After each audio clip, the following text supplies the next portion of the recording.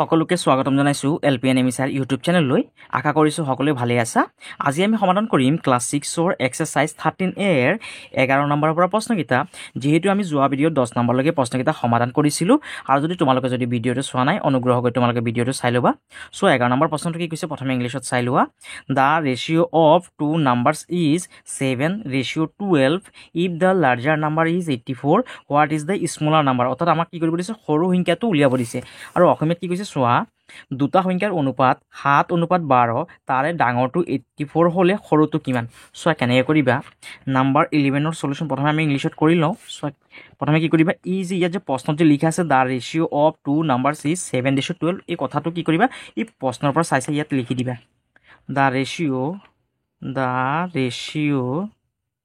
Of two numbers is two numbers numbers numbers is কিমান দি আছে so 7:12 হয় না 7:12 এটো লিখি দিবা তাৰ পিছত কি কৈছে সোৱা if the larger number অৰ্থাৎ ডাঙৰ সংখ্যাটো দি আছে what is the smaller number যেটো আমাৰ সৰু সংখ্যাটো উলিয়াব দিছে এটা কি কৰিবা ইয়াৰ প্ৰথমে লিখি লবা যে smaller number SMALLER smaller NUMBER number আৰু তলত কি কৰিবা এই যোনটো লাৰ্জাৰ নাম্বাৰ আছে এই লাৰ্জাৰ নাম্বাৰটো লিখি লবা ইয়াত লিখা আছে লাৰ্জাৰ LARGER লাৰ্জাৰ NUMBER ইয়াত সমান সমান চিনটো দিবা তাৰ পিছত আমাৰ ৰেশিওটো কিমান আছে চোৱা 7:12 আছে ইয়াত কি কৰিবা এই 7 টো ওপৰত লিখিবা এই 12 টো কি কৰিবা তলত লিখিবা এতিয়া চোৱা এই স্মলাৰ নাম্বাৰটো ওপৰত লিখি লোৱা স্মলাৰ NUMBER নাম্বাৰ আৰু এইটো আঁচটো দিয়া আৰু এই লাৰ্জাৰ নাম্বাৰটো চোৱা আমাৰ প্ৰশ্নত দিয়া আছে কিমান দিয়া আছে চোৱা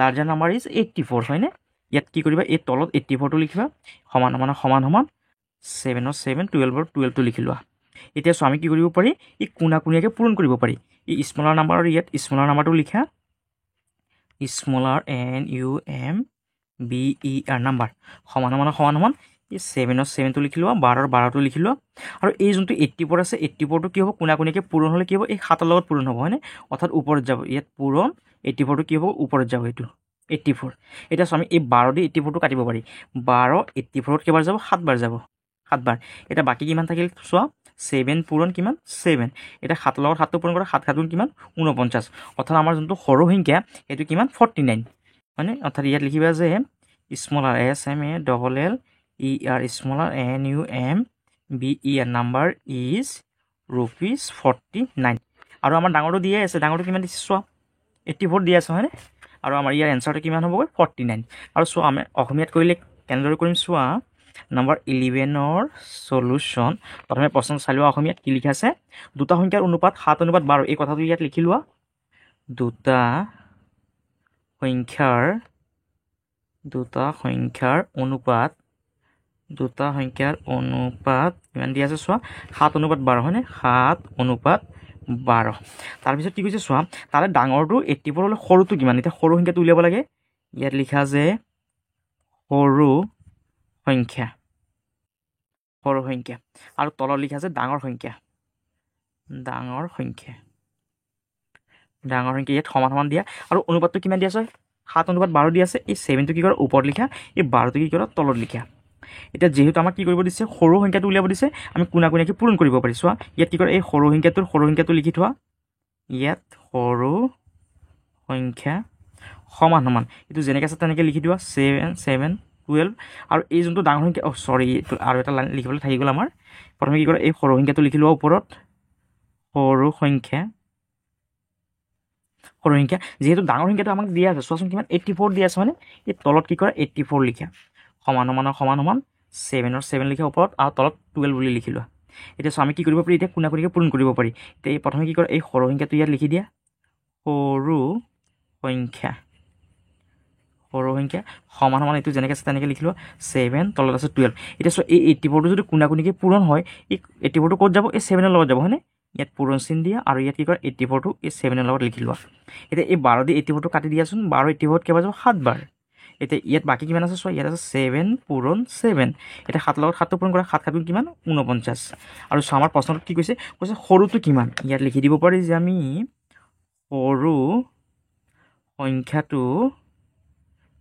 সংখ্যাটো হ'ব কিমান 40 rupees বা কিমান 49 এইটো লিখি দিয়া 49 এইটো হৈ গ'ল আমাৰ 11 নম্বৰটোৰ আনচাৰ ইয়াৰ পিছত 12 নম্বৰটো চোৱা কি কৈছে ডিভাইড ₹145 ইন দ্য ৰেচিঅ' 1:4 আৰু অসমীয়াত কি কৈছে চোৱা 145 টকাৰ 1:4 অনুপাতত ভাগ কৰা অৰ্থাৎ চোৱা কেনেকৈ কৰিবা নাম্বাৰ 12ৰ সলিউশ্যন আৰু আমি যে 11 নম্বৰটো কৰিছিলোঁ 11 নম্বৰ ইয়াত যে ৰুপিছৰ চিন আছে এই ৰুপিছৰ চিনটো কি কৰিবা ইয়াত কাটি দিবা চোৱা এতিয়া 12 নম্বৰটো কেনেকৈ কৰিবা চোৱা কি আছে আমাৰ টকাটো কিমান আছে চোৱা 145 হয়নে অৰ্থাৎ এনেদৰে বুজি লোৱা যে ইয়াত কি আছে 145 ৰুপিজ আছে 145 তাৰে কি কৰিব লাগিব আমি দুজন মানুহৰ মাজত কি কৰিব লাগিব ভাগ কৰি দিব লাগিব অৰ্থাৎ এজনে কিমান পাব এভাগ আৰু এজনে কিমান পাব 4 ভাগ এজন মানুহে পাব কি হ'ব 145ৰ এভাগ পাব আন এজন মানুহে কিমান পাব 4 ভাগ এভাগ 2 ভাগ 3 ভাগ 4 ভাগ অৰ্থাৎ এজনে পাব এই ভাগ আৰু আন এজনে কি এভাগ পাব 4 ভাগ 1 2 3 4 হয়নে এই 4 ভাগ পাব বেলেগ এজনে অৰ্থাৎ চোৱা মুঠ ভাগ কেইটা হৈছে 1 2 3 4 5 অৰ্থাৎ 145ক আমি কি কৰিব লাগিব 5 ভাগ কৰিব লাগিব হয়নে 5 ভাগ কৰিব লাগিব এই 5 ভাগ কৰি আমি এজনক এভাগ দিব লাগিব আৰু আন এজনক আমি কি কৰিব লাগিব 4টা ভাগ দিব লাগিব এতিয়া চোৱা কেনেকৈ কৰিবা ইয়াত লিখিবা যে দা ৰেচিঅ' এতিয়া চোৱা মুঠ পইচাটো কিমান আছে আমাৰ 145 ইয়াত কি কৰা 145 লিখা যিহেতু চোৱা কিমান আছে 145 হয়নে ইয়াত 145 লিখা আৰু চোৱা এতিয়া কি কৰিবা এই 4 আৰু 1টো যোগ কৰা মুঠ ভাগটো কিমান হৈছে 5 ভাগ 4 ভাগ আৰু এভাগ কিমান হ'ল 5 ভাগ ইয়াত তলত কি লিখিবা 5 লিখিবা আৰু চোৱা এজনক কিমান দিম এভাগ দিম হয়নে এই 5 ভাগৰ এভাগ দিম হয়নে 5 ভাগৰ 1 বুলি লিখিলোঁ এতিয়া কি কৰা এই 5 145ত আমি কাটিব পাৰি 5 145ত কেইবাৰ যায় চোৱাচোন 5 দি যদি আমি কি কৰোঁ 145টোক যদি হৰণ কৰোঁ চোৱাচোন কেইবাৰ যায় এই 5 1ত নাযায় এই দুটা লগ লাগিলে কিমান হ'ব 14 5 14ত কেইবাৰ যাব চোৱাচোন 5 2 গুণ কিমান 5 2 গুণ কিমান 10 হয়নে 5 3 গুণ হ'লে যিহেতু 14তকৈ বেছি হৈ যায় তাৰমানে 3বাৰ নাযায় 2বাৰ যাব হয়নে 5 2 গুণ কিমান 10 এই 5টো তললৈ নমাই দিয়া এই 4ৰ পৰা 0 গ'লে কিমান 4 1ৰ পৰা 1 গ'লে 0 এইটো লিখা দৰকাৰ নাই এতিয়া চোৱা এই 5 4ত নাযায় এই দুটা লগ লাগিলে কিমান হ'ব 45 5 45ত কেইবাৰ যাব 5 9 গুণ কিমান 45 5 9 গুণ 45 45ৰ পৰা 45 গ'লে 0 অৰ্থাৎ 5টো 145ত কেইবাৰ যাব 29 বাৰ হয়নে এই 5 দি আমি যদি 145টো কাটো কেইবাৰ যাব 29 বাৰ এতিয়া চোৱা ওপৰত কিমান আছে 29 পূৰণ 1 আছে এতিয়া 29ৰ লগত 1টো পূৰণ কৰিলে কিমান হ'ব 29 1 গুণ কিমান হ'ব 29 হ'বগৈ আৰু এটা ৰেচিঅ' কিমান হ'ব চোৱা আন এটা ৰেচিঅ' কিমান হ'ব আমাৰ প্ৰথমে আমাৰ পইচাটো কিমান আছিলে 145 আৰু আমি মুঠ ভাগ কেইটা পাইছিলোঁ 5টা ভাগ পাইছিলোঁ তলত 5 বুলি লিখিলোঁ আৰু যিহেতু চোৱা আন এজন মানুহক আমি কিমান ভাগ দিব লাগিব 4 ভাগ দিব লাগিব হয়নে এই ওপৰত কি লিখা 4 বুলি লিখিলোঁ এতিয়া এই 5 দি 145টো কাটিলে কেইবাৰ যায় 29 বাৰ এতিয়া 29ৰ 29 লিখা পূৰণ লিখা আৰু এই চাইডে কিমান আছে 4 আছে ইয়াত 4টো লিখা 29ৰ লগত 4টো পূৰণ কৰা 29ৰ লগত 4 পূৰণ কৰা 4 9 গুণ 36 6 হাতত আছে 3 4 2 গুণ 8 8 3 কিমান 11 অৰ্থাৎ কিমান পালোঁ চোৱা 116 অৰ্থাৎ এবাৰ আমি কিমান পাইছোঁ ₹29 এণ্ড আৰু কিমান পাইছোঁ ₹116 অৰ্থাৎ 145 টকাক যদি আমি কি কৰোঁ দুটা যদি ভাগ কৰোঁ যদি আমি কি কৰোঁ 1:4কে ভাগ কৰোঁ তেতিয়াহ'লে এভাগত কিমান পাব 29 টকা আৰু আন এটা ভাগত কিমান পাব 116 এইটো হৈ গ'ল আমাৰ 12 নম্বৰটো আনচাৰ আৰু অসমীয়াত হ'লে কেনেকৈ কৰিবা চোৱা নাম্বাৰ 12ৰ সলিউশ্যন ইয়াত কি লিখিছে চোৱা কৈছে 145 টকাৰ 1:4 অনুপাতত ভাগ কৰা ইয়াত লিখা আছে অনুপাত মুঠ পইচাটো কিমান আছে আমাৰ 145 হয়নে টকাটো কিমান আছে 145 তাৰে কি কৰিব দিছে আমাক চোৱা কি কৰিব দিছে 1:4ত ভাগ কৰিব দিছে হয়নে এতিয়া 1:4ত ভাগ কৰিলে আমি কি কৰিব লাগিব অনুপাত দুটা কি কৰিব লাগিব প্ৰথমে যোগ কৰি ল'ব লাগিব যিহেতু 1:4 আমাক কি কৰিব দিছে ভাগ কৰিব দিছে আমি কি কৰিম এই 4 ভাগ আৰু এভাগ দুটা কি কৰি ল'ব লাগিব যোগ কৰি ল'ব লাগিব 4 আৰু 1 যোগ কৰিলে কিমান 5 তলত কি কৰা 5 লিখা আৰু এজন মানুহক কিমানকৈ দিছে চোৱা এজন মানুহক এভাগ দিছে হয়নে এই 1টো ওপৰত লিখা এতিয়া এই 5 দি আমি 145টো কাটিলে কেইবাৰ যাব 29 বাৰ 29ৰ লগত 1টো পূৰণ কৰিলে কিমান হ'ব 29 হ'বগৈ আৰু এটা অনুপাত কিমান হ'ব চোৱা মুঠ পইচাটো অৰ্থাৎ টকাটো কিমান আছে 145 145 লিখা ইয়াত পূৰণ লিখা আমাৰ মুঠ ভাগ কেইটা পাইছোঁ 5 পাইছিলোঁ ইয়াত 5 লিখা আৰু এজন মানুহক চোৱা কিমান ভাগ দিব লাগিব 4 ভাগ ইয়াত 4 বুলি লিখা এতিয়া এই 5 145ত কেইবাৰ যাব 29 বাৰ যাব এই 29 পূৰণ 4 কৰিলে কিমান হ'ব 29ৰ লগত 4 পূৰণ কৰিলে কিমান হ'ব 116 তাতে আমি ইয়াত লিখিব পাৰি যে এটা ভাগত কিমান পাইছিলোঁ 29 টকা আৰু আনটো ভাগত কিমান পৰিব 116 টকা 116 টকা এইটো হ'ল আমাৰ 12 নম্বৰটোৰ আনচাৰ ইয়াৰ পিছত 13 নম্বৰটো চোৱা কি কৈছে ₹145 is divided into 2 parts in a certain ratio' one of the part is ₹27 find the ratio' taking ₹27 as the antecedent of the ratio'. অৰ্থাৎ চোৱা ইয়াত কিমান টকা আছে 145 টকা আছে। এই 145 টকাক দুটা ভাগত ভাগ কৰিছে। দুটা ভাগত ভাগ কৰাৰ পিছত এটা অংশ কিমান 27 আৰু আনটো কিমান হয় সেইটো আমি উলিয়াব লাগে। আৰু অসমীয়াত কি কৈছে চোৱা 145 টকা কোনো অনুপাতত দুভাগ কৰা হ'ল, তাৰে এভাগ 27 টকা। 27 টকাক পূৰ্বৱৰ্ত হিচাপে লৈ গঠন কৰা অনুপাতটো নিৰ্ণয় কৰা। চোৱা কেনেকৈ কৰিবা। নাম্বাৰ 13ৰ সলিউশ্যন। প্ৰথমে কি কৰা এই প্ৰশ্নৰ পৰা ইয়াৰ পৰা লাইনটো কি কৰা এই ৰেচিঅ'লৈকে লিখি লোৱা। ₹145 ইজ ডিভাইডেড ইনটু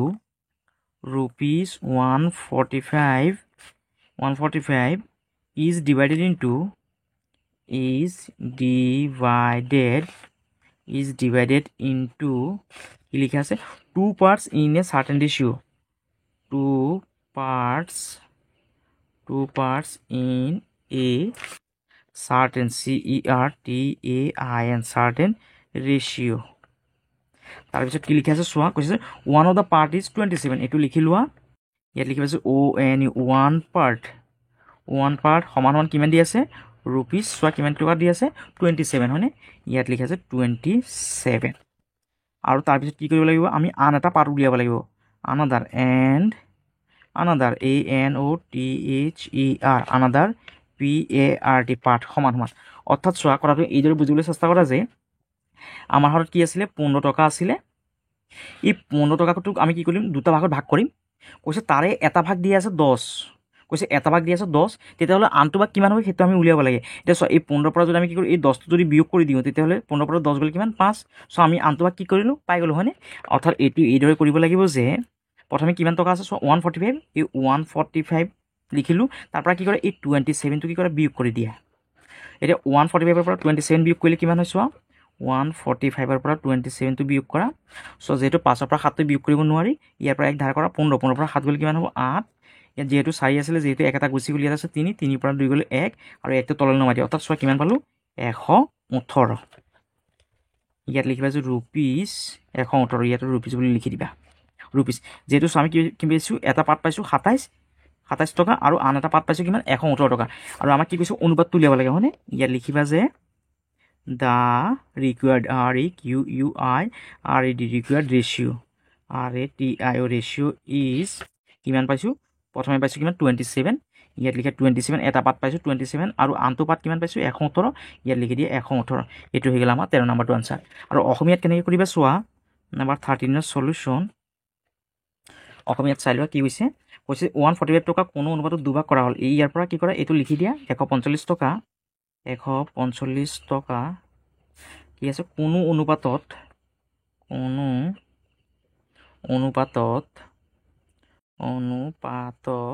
কি লিখা আছে দুভাগ কৰা হ'ল। ইয়াত লিখা আছে দুভাগ কৰা হ'ল। তাৰপিছত কি লিখা আছে চোৱা কৈছে তাৰে এভাগ 27 টকা হয়নে। ইয়াত লিখা আছে তাৰে এভাগ সমান 27 টকা। ইয়াত লিখিবা যে আনটো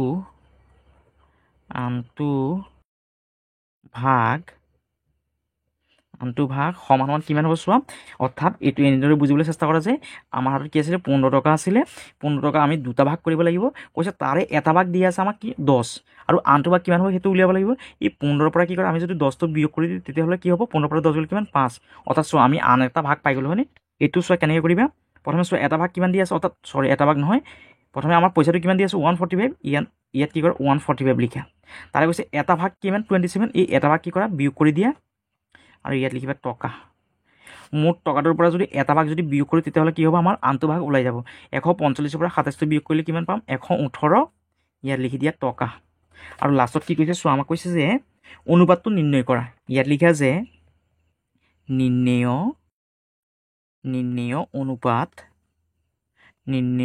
অনুপাত সমান কিমান হ'ব প্ৰথমে কিমান পাইছিলোঁ 27। ইয়াত লিখা 27 ইয়াত অনুপাতৰ চিনটো দিয়া আৰু পাছত কিমান পাইছিলোঁ আন এটা ভাগ কিমান পাইছিলোঁ 118। ইয়াত লিখা 118। এইটো হৈ গ'ল আমাৰ 13 নম্বৰটোৰ আনচাৰ।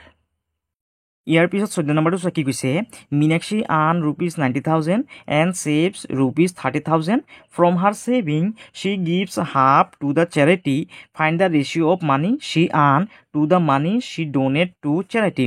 অৰ্থাৎ মীনাক্ষীয়ে কি কৰে 90,000 টকা উপাৰ্জন কৰে, তাৰে তেওঁ কি কৰে 30,000 টকা জমা ৰাখে। এই 30,000 টকা যে জমা ৰাখে তাৰ পৰা আকৌ কি কৰে তেওঁ হাফ মানে আধা পইচা কি কৰে তেওঁ দান কৰি দিয়ে, অৰ্থাৎ চেৰিটি কৰি দিয়ে। কৈছে find the ratio' of money she আৰ্ন, অৰ্থাৎ কি কৰে এই যে টকাটো যে উপাৰ্জন কৰে 90,000 টকা উপাৰ্জন কৰে আৰু যে কি কৰে তেওঁ যে চেৰিটিত যে দান কৰি দিয়ে 15,000 টকা, তাৰ আমি কি কৰিব লাগিব অনুপাতটো উলিয়াব লাগিব। আৰু অসমীয়াত কি কৈছে চোৱা মীনাক্ষীয়ে ₹90,000 টকা উপাৰ্জন কৰে আৰু 30,000 জমা কৰে। 90,000 টকা উপাৰ্জন কৰি তেওঁ কি কৰে 30,000 টকা জমা কৰে। তেওঁৰ জমাৰ আধা অংশ এই যে জমা যে 30,000 কৰে তাৰ পৰা কি কৰে আধা অংশ অনাথালয়ত দান কৰে। অৰ্থাৎ এই 30,000 টকাৰ আধা কিমান হ'ব 15,000 টকা তেওঁ কি কৰি দিয়ে অনাথালয়ত কি কৰে দান কৰে। তেওঁৰ উপাৰ্জন কিমান কৰিছে চোৱা উপাৰ্জন কৰে 90,000 হয়নে 90,000। তেওঁৰ উপাৰ্জন আৰু অনাথালয়ত দান কৰা টকাৰ অনুপাত নিৰ্ণয় কৰা। চোৱা কেনেকৈ কৰিম আমি নম্বৰ 14ৰ সলিউশ্যন। প্ৰথমে কি কৰা এই যে মীনাক্ষী আৰ্ন ₹90,000 এণ্ড ছেভ ₹30,000 এই কথাটো ইয়াৰ পৰা লিখি লোৱা, প্ৰশ্নৰ পৰা লিখি লোৱা মীনাক্ষী আৰ্ন ₹90,000 EARNS আৰ্ন ₹90,000। তাৰপিছত কি লিখি আছে চোৱা এণ্ড ছেভছ ₹30,000 এণ্ড ছেভছ ₹30,000। তাৰপিছত কি কৈছে চোৱা কৈছে from her saving she gives half to the charity. এতিয়া কি কৰে এই যে ছেভ যে কৰে জমাৰ পৰা কি কৰিব আকৌ হাফ অৰ্থাৎ আধা পইচা তেওঁ কি কৰিব চেৰিটি কৰি দিব দান কৰি দিব। এতিয়া ইয়াত লিখা যে হাফ HALF হাফ অফ এই যে 30,000 টকা আছে 30,000 টকাৰ কি কৰিবি আধা কিমান হ'ব হাফ অফ ₹30,000 ইজ কিমান হ'বগৈ 30,000 টকাৰ আধা কিমান হ'বগৈ 15,000 হয়নে। ইয়াত লিখা 15,000 15,000। এতিয়া ইয়াত লিখিবা যে দ্য ৰেচিঅ'